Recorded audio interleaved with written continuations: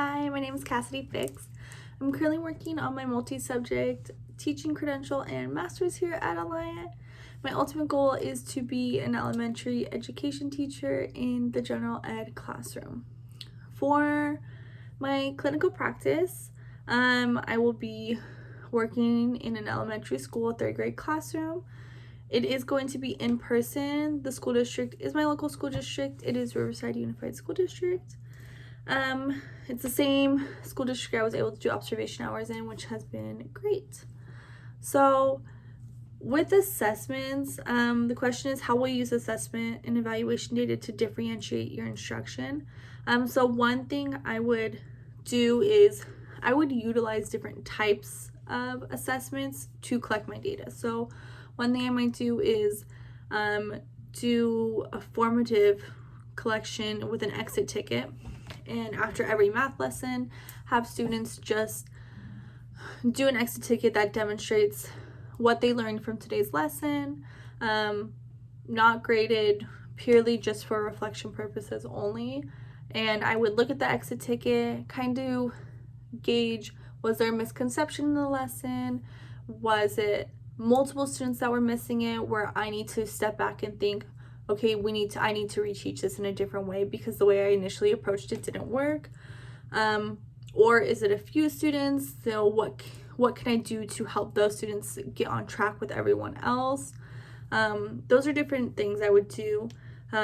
If it was a summative assessment, then since it's past that unit that we're focusing on, I would use that as a reflection of my own teaching. So maybe multiple students missed a certain section of that unit, or it was a little rougher, a little tougher than I expected. Then I'd kind of go back and look at the activities, look at the way I approached it, and give myself notes and readjust it for the next year or the next unit, to kind of guide me on what worked for my learners, what didn't, and just kind of keep that data throughout. How will you design assessments based on knowledge of your students? So one thing I would do would be to provide various types of assessments. So especially in the beginning of the year, I think that's one way I would gauge my learners and what works best for them, is to give them different types, and possibly give them choices with stuff where it could be applied. So like with their science or social studies, allow them the ability to show their work through journals, posters, like a presentation, different approaches, versus just like a traditional test where it's A, B, and C, D, an essay response.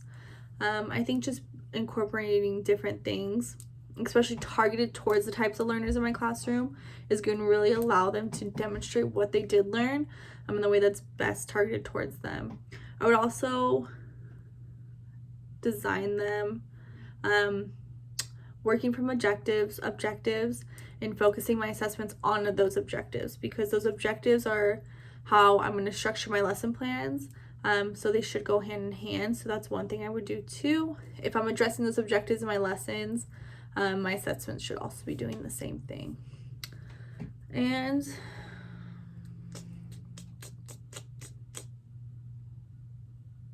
that was a good video.